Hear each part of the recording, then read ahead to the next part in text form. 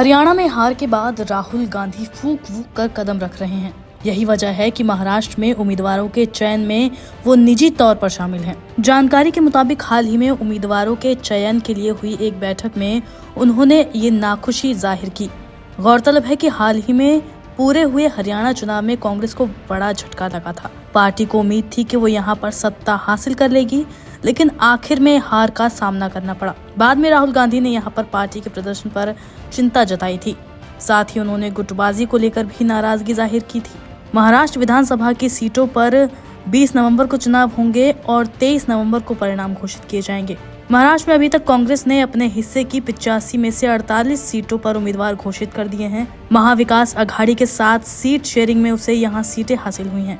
India today के मुताबिक Rahul Gandhi screening committee द्वारा कांग्रेस इलेक्शन कमेटी को दिए गए नामों से संतुष्ट नजर नहीं आए। शुक्रवार को मीटिंग के दौरान उन्होंने इस बात को लेकर चिंता जताई।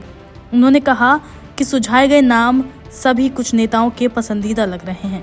उन्होंने सीट बंटवारे के समझौते के तहत विदर्भ और मुंबई जैसे क्षेत्रों में उद्धव ठाकरे की शिवसेना को कांग्रेस की मजबूत सीटें आवंटित किए जाने पर भी सवाल उठाए। महाविकास अघाड़ी गठबंधन में कुल 288 विधानसभा सीटों में से 255 पर समझौता हुआ है।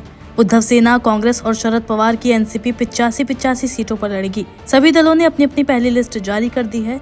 उद्धव सेना ने 65, कांग्रेस ने 48 और शरद पवार की एनसीपी ने 45 सीटों पर नाम जारी किए हैं। हालांकि 18 सीटों पर अभी भी बात नहीं बन पाई है। इसमें सपा नेता और विधायक अबू आजमी भी कूद पड़े हैं। उन्होंने कहा कि अगर गठबंधन सपा को 5 सीटें नहीं देगा तो वो 25 सीटों पर अपने उम्मीदवार उतार देंगे।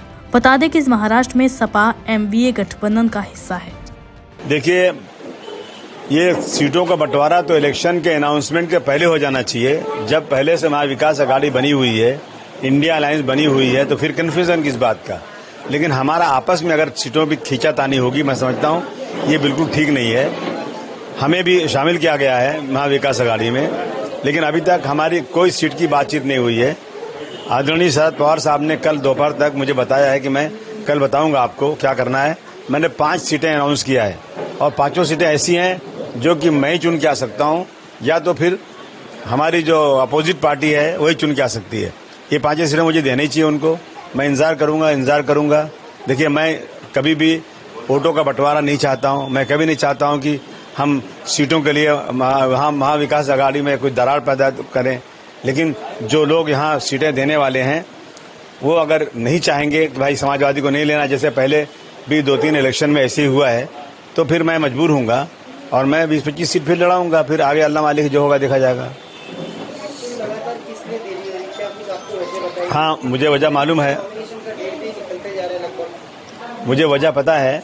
कांग्रेस और एनसीपी यानी जो कांग्रेस और शिवसेना जो उद्धव साहब की है, उसमें और कांग्रेस में कुछ सीटों को लेकर के रोजाना जो है बातचीत चल रही है, चर्चा हो रही है, लेकिन वो फाइनल नहीं हो रहा है।